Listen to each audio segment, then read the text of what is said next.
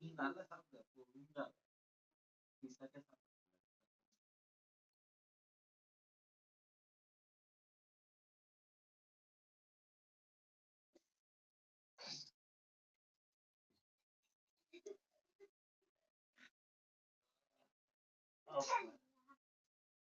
கீழே இங்க உட்காந்து பாரு இங்க சிரிக்கூட